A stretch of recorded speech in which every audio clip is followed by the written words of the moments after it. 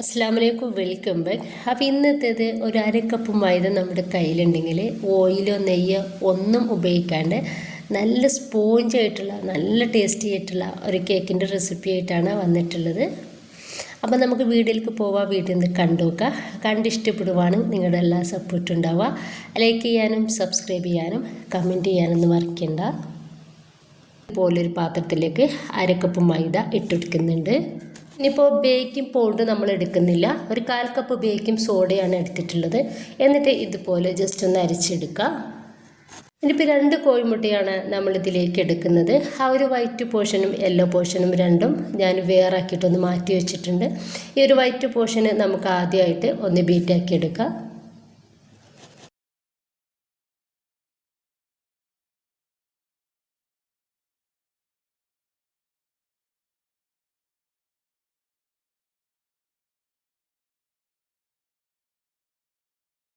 നന്നായിട്ട് ഫ്ലഫി ആയിട്ട് തന്നെ ബീറ്റായിട്ട് കിട്ടിയിട്ടുണ്ട്. അതൊന്ന് മാറ്റി വെക്കാം. ഇനി ഈ യെല്ലോ പോർഷനിലോട്ട് ഞാൻ 1/2 ടീസ്പൂൺ വാനില എസൻസ് ഒഴിച്ചു കൊടുക്കുന്നുണ്ട്. എന്നിട്ട് നന്നായിട്ട് തന്നെ ഒന്ന് ബീറ്റാക്കി എടുക്കുക. നമുക്ക് ഒന്നിച്ചാക്കിയിട്ട് ബീറ്റാക്കി എടുക്കും ചെയ്യട്ടെ. പക്ഷേ ഇങ്ങനെ സെപ്പറേറ്റ് ആയിട്ട് ബീറ്റാക്കി എടുക്കുന്ന സമയത്ത് നമ്മുടെ ഒരു സ്പഞ്ചിന് നല്ല സോഫ്റ്റ് ആയിരിക്കും. അതുപോലെ തന്നെ അത്യധികം കൂടിയിട്ടുണ്ടാവും ചെയ്യട്ടാ. ഒരു 1/2 കപ്പ് മൈദയുടെ അല്ല, ഒരു ഏകദേശം ഒരു 3/4 കപ്പ് 1 കപ്പ് മൈദയുടെ അതേ ക്വാണ്ടിറ്റി നമുക്ക് കിട്ടും. ഇനിയിപ്പോൾ ഞാനിതാ ഒരു 1/2 കപ്പ് പഞ്ചസാര ഒന്ന് പൊടിച്ചെടുത്തിട്ടുണ്ട്.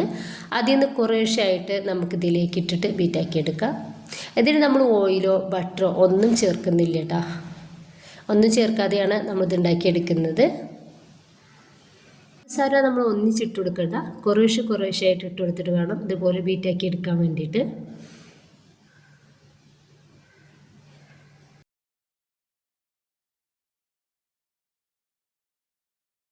അപ്പോൾ പഞ്ചസാരയും നന്നായിട്ട് തന്നെ നമ്മൾ ബീറ്റാക്കി എടുത്തിട്ടുണ്ട്.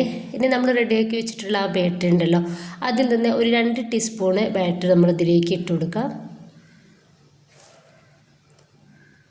എന്നിട്ട് ചെറുതായിട്ട് നമുക്ക് ഇതുപോലൊന്ന് ഫോൾഡ് ചെയ്തിട്ടെടുക്കാം. അപ്പോൾ 2 ടീസ്പൂൺ അങ്ങനെയില്ല, നമുക്ക് കുറേശ്ശായിട്ട് ഒരു 2-3 പ്രാവശ്യമായിട്ട് ഇട്ട് കൊടുത്തിട്ട് ഇതുപോലെ മെല്ലെ ഒന്ന് ഫോൾഡ് ചെയ്തിട്ടെടുക്കാം.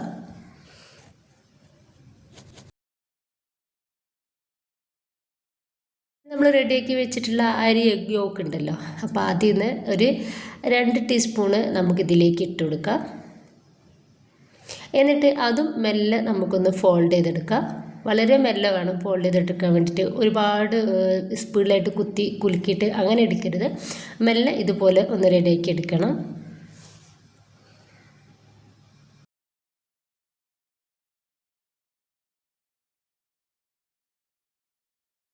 ഇത് പ്രോസസ്സ് തന്നെ നമുക്ക് ചെയ്തെടുക്കാം. നമുക്ക് ബാറ്റർ 2 ടീസ്പൂൺ ഇട്ടെടുക്കാം. എന്നിട്ട് മെല്ലെ ഒന്ന് ഫോൾഡ് ചെയ്തെടുക്കുക. എന്നിട്ട് നമ്മുടെ അരി യോക്ക് ഇട്ട് കൊടുക്കുക, അതും ഫോൾഡ് ചെയ്തിട്ടെടുക്കുക. അങ്ങനെ നമ്മൾ ഇത് കംപ്ലീറ്റ്ലി ചെയ്യണം. അപ്പോൾ ഇത് മുഴുവനായിട്ട് ഇട്ട് കൊടുത്തിട്ട് ഒന്ന് റെഡിയാക്കി എടുത്തിട്ടുണ്ട്.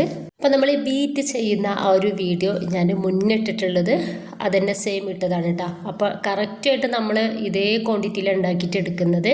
ഇനിയിപ്പോൾ ഞാൻ ഇതിലോട്ട് കുറച്ച് ഡാർക്ക് ചോക്ലേറ്റ് ചെറുതായിട്ടൊന്ന് ഗ്രേറ്റ് ചെയ്തെടുത്തിട്ടുണ്ട്. അതൊന്ന് നമ്മുടെ ഒരു ബാറ്ററിലേക്ക് ചേർത്ത് കൊടുക്കുക. സെയിം വീഡിയോ ആയതുകൊണ്ട് തന്നെ ഞാൻ അതന്നെ ഇട്ടതാണ് കേട്ടോ. അപ്പം ഇനിയിപ്പോൾ ചെറുതാക്കിയിട്ട് വേണം നമ്മളിതൊന്ന് ഇതുപോലെ ഒന്ന് ഫോൾഡ് ചെയ്തെടുക്കാൻ വേണ്ടിയിട്ട്. നമ്മൾ ഈ ബാറ്ററി താന്ന് പോകാത്ത രീതിയിൽ വേണം കേട്ടോ. മെല്ലെ ഒന്ന് ഫോൾഡാക്കി എടുക്കുക. അപ്പോൾ ഇതുപോലെ ഒന്ന് റെഡിയാക്കി എടുത്തിട്ടുണ്ട്. ഇനിയിപ്പോൾ ഞാൻ 5 ഇഞ്ചിൻ്റെ ഹൈറ്റുള്ളൊരു മോൾഡാണ്, അതാണ് എടുത്തിട്ടുള്ളത്. അതിലോട്ട് ബട്ടർ പേപ്പർ ഒന്ന് വിരിച്ചു കൊടുത്തിട്ടുണ്ട്. അതിലേക്ക് നമുക്കൊരു ബാറ്റർ ഒഴിച്ചു കൊടുക്കാം.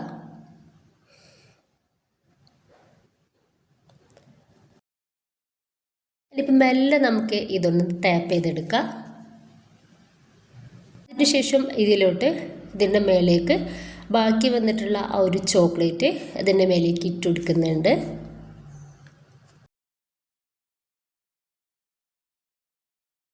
ഇനി നമുക്കിതൊന്ന് ബേക്ക് ചെയ്തിട്ടെടുക്കാം. അപ്പോൾ ഞാൻ ഇഡ്ഡലി പാത്രത്തിലാണ് ഇതൊന്ന് ബേക്ക് ചെയ്യുന്നത്. ഒരു 10 മിനിറ്റോളം പ്രീഹീറ്റ് ചെയ്ത് വെച്ചെടുത്തിട്ടുള്ള ഇഡ്ഡലി പാത്രത്തിലേക്ക് നമുക്ക് നമ്മുടെ ഒരു കേക്കിൻ്റെ ബാറ്റർ ഇറക്കി വെച്ച് കൊടുക്കാം. എന്നിട്ട് മൂടി വെച്ചിട്ട് ഏറ്റവും ലോ ഫ്ലെയിമിൽ ഒരു 25 മിനിറ്റ് നമുക്കിതൊന്ന് ബേക്ക് ചെയ്തെടുക്കാം. കറക്റ്റ് 25 മിനിറ്റ് ആയ ടൈമിൽ ഞാൻ ഈ മൂടി ഒന്ന് തുറന്നിട്ടുണ്ട്. നന്നായിട്ട് തന്നെ ഹൈറ്റിൽ നമ്മുടെ ഒരു കേക്ക് റെഡി ആയിട്ട് കിട്ടിയിട്ടുണ്ട്. സ്റ്റിക്കോ ഈർക്കിളോ എന്തെങ്കിലും വെച്ചിട്ട് നമുക്ക് ഇതൊന്ന് സെൻറ്ററിൽ കുത്തി നോക്കാം. അപ്പോൾ കറക്റ്റായിട്ട് വേവായിട്ടുണ്ട് കേട്ടോ നമ്മുടെ ഒരു കേക്ക്. നന്നായിട്ട് ചൂടാറിയതിന് ശേഷം വേണം നമുക്കിത് പാത്രത്തിൽ നിന്നും ഒന്നെടുക്കാൻ വേണ്ടിയിട്ട്. ഇനിയിപ്പോൾ നമുക്ക് ആ ഒരു ബട്ടർ പേപ്പർ ഒന്ന് മാറ്റി കൊടുക്കാം. ഭയങ്കര ടേസ്റ്റാണ്. നമ്മളിതിൽ ചോക്ലേറ്റ് ചേർത്തത് കൊണ്ടിട്ട് തന്നെ ഈ ഒരു കേക്ക് കഴിക്കാൻ വേണ്ടിയിട്ട് നല്ല ടേസ്റ്റാണ് കേട്ടോ. അപ്പോൾ എത്ര വേണമെങ്കിലും നമ്മൾ ഈ ഒരു കേക്ക് കഴിക്കും. സൂപ്പർ ടേസ്റ്റാണ്. ഇനിയിപ്പോൾ നമുക്കിതൊന്ന് കട്ട് ചെയ്ത് നോക്കാം. അപ്പോൾ എല്ലാവരും ഒന്ന് ഉണ്ടാക്കി നോക്കുക. നിങ്ങളുടെ അഭിപ്രായങ്ങൾ കമൻ്റായിട്ട് അറിയിക്കുക. ഇഷ്ടമായിട്ടുണ്ടെങ്കിൽ നിങ്ങളുടെ എല്ലാ സപ്പോർട്ടും ഉണ്ടാവുക.